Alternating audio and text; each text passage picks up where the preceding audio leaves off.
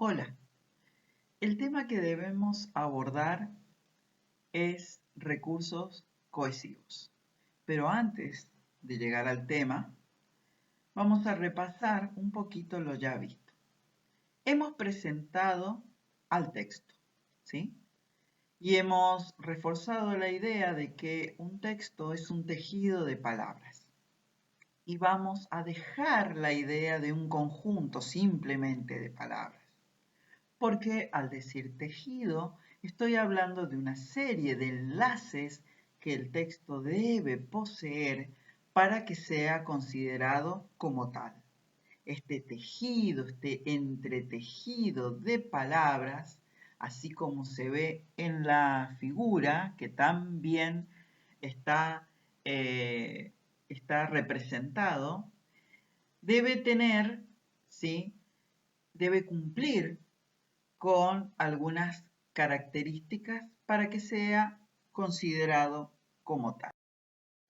Entonces acá pasamos justamente a las propiedades fundamentales. Esto ya también lo hemos visto, que son coherencia, cohesión, adecuación y corrección. Bien, acá encuentran resaltada la segunda propiedad fundamental, que es cohesión. Y me detengo aquí a reforzar y recordar que cohesión es unión y que relacionado a estos están los recursos cohesivos. Entonces, pensemos que el emisor de un texto, el escritor, quien escribe, debe contar con ciertos recursos para darle unión al texto que está elaborando. ¿Con qué fin? Con el fin de que su receptor, su lector, entienda el mensaje. ¿Sí? Bien, ya dentro de recursos cohesivos, ya dentro de nuestro tema, los presentamos.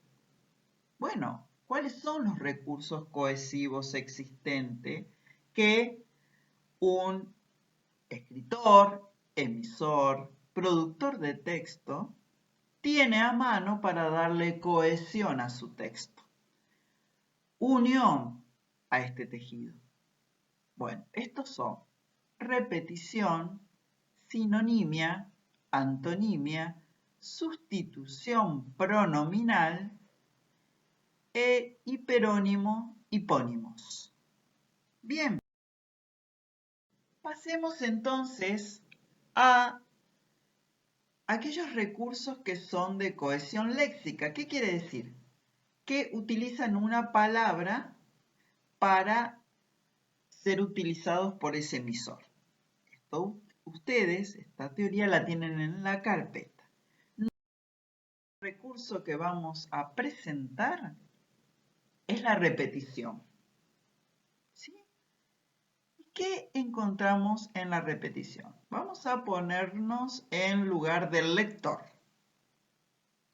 Nos ponemos frente a un texto y vamos a ver que hay una palabra que se repite a lo largo del texto. ¿Sí? Y ustedes me van a decir, sí, muchas palabras se repiten a lo largo de un texto, como podrían ser los artículos, como podrían ser las preposiciones. Pero nosotros, si bien se repiten, obviamente, nosotros vamos a focalizar la atención en aquella palabra que tiene que ver con el tema del texto, ¿sí?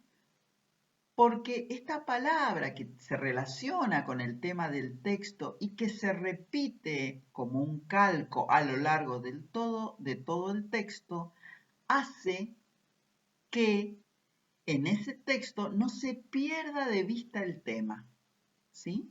El tema que se está abordando no se pierda, ¿sí? Vamos a pasar a esta imagen en donde hay un texto muy, si se quiere, infantil, ¿sí? En donde tiene como título Las mariposas, y acá me detengo un poquito en el paratexto, la puerta de entrada al texto es el paratexto y leo el título, las mariposas, leo su autora o autor, ¿sí? Identifico este texto como un texto literario porque simplemente en la fuente me dice de cuentos para Juan Manuel. Entonces ya tengo muchísima información como lector. Levanto la vista, quiero que me sigan en este proceso, miro las ilustraciones y entonces, aún sin leer el texto propiamente, sé que como tema va a tener a la mariposa o las mariposas. Desde el título, aquí lo veo. La palabra que se repite a lo largo del texto es mariposas. Fíjense, sale del título. En el primer párrafo ya encuentro la palabra mariposas. Y dice así. En primavera la plaza del pueblo se llenaba de mariposas. Era una plaza con naranjos, palmeras y canteros de flores. Las mariposas venían por docenas. Las había de todos colores, blancas, celestes, anaranjadas, amarillas y negras, rojas y amarillas, doradas. Había algunas más lindas que las flores. Creo que las flores les envidiaban el movimiento y la gracia. Venían en la mañana, flotando en el aire transparente. El sol, al ocultarse, se las llevaba con él. En las tardes claras siempre había algún niño queriendo agarrarlas. Y eran mariposas, sus manos abiertas corriendo en la plaza. Había algunas flores que ellas preferían. En esos canteros eran muchas veces más las mariposas que las flores abiertas.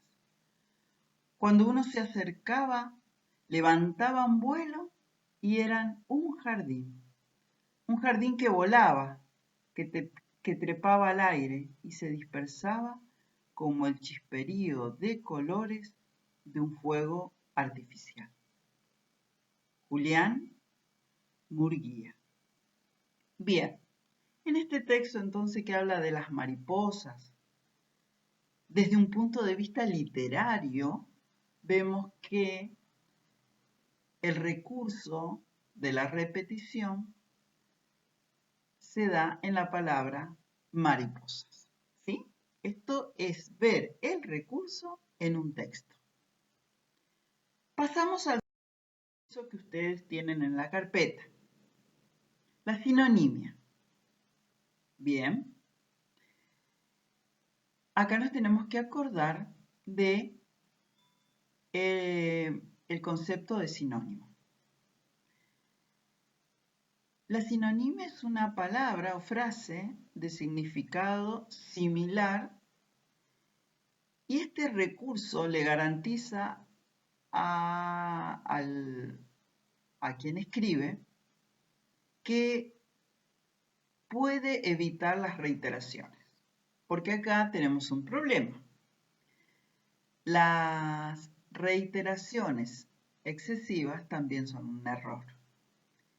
Si bien tienen que existir para mantener el tema, en el caso de querer seguir manteniendo el tema, se tiene que usar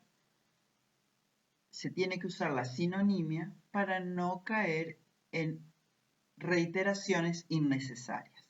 Y acá tengo un ejemplo. Por ejemplo, esa cara se me hace familiar, ese rostro se me hace familiar.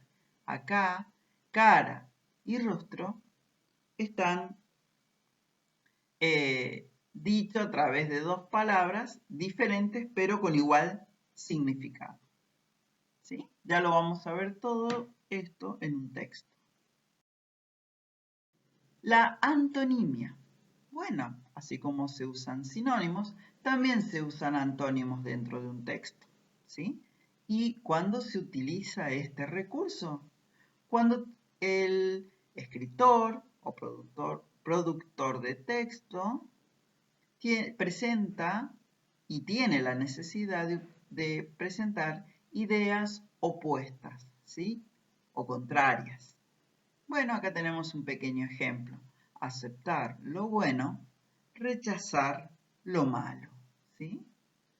En el texto de El diablo de la botella había una frase que decía, debo aceptar lo bueno junto con lo malo. Y eso se llena de significado en el contexto de una lectura. ¿Qué era lo bueno para Keawe? En ese momento era, bueno, la casa de sus sueños que la podía tener. ¿Qué era lo malo que, que tenía que aceptar? Y bueno, el peligro de la condenación de su alma en ese momento de la lectura, ¿sí? Bien.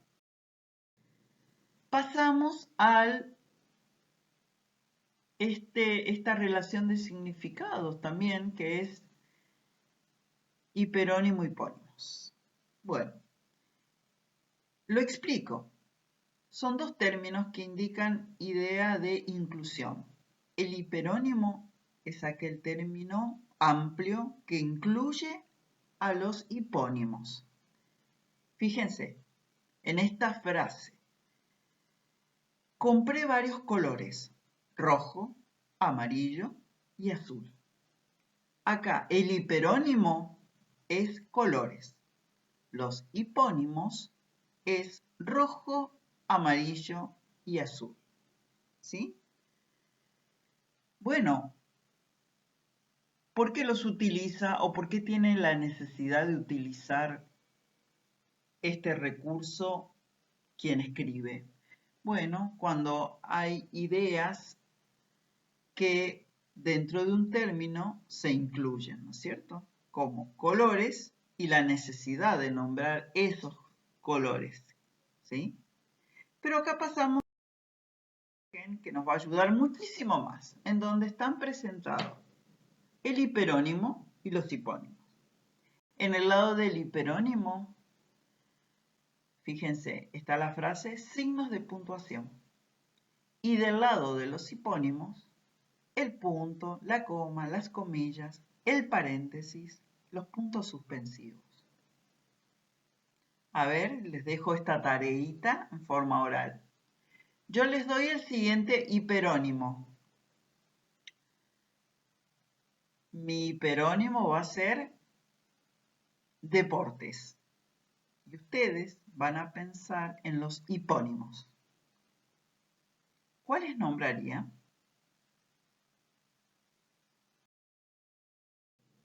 Pasemos a los recursos de cohesión gramatical. Bueno, tenemos solamente uno, que es el que estudiamos en primer año, que es referencia pronominal.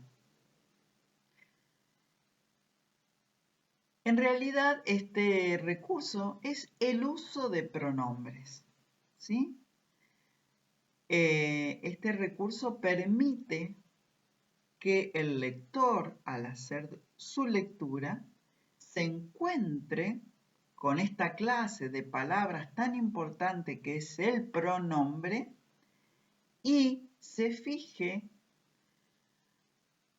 y dirija su atención a algo dicho anteriormente en el texto. Entonces, ese pronombre se llena de sentido en ese momento. Vayamos acá al ejemplo. Fíjense, Carlos era muy generoso. Él no pretendía nada. Ese él que ustedes ven está nombrando ¿a quién? A Carlos. ¿Sí?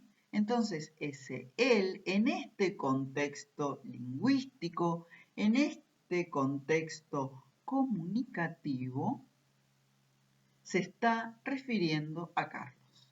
¿Sí? Acá llegamos al último recurso cohesivo que tenemos que estudiar.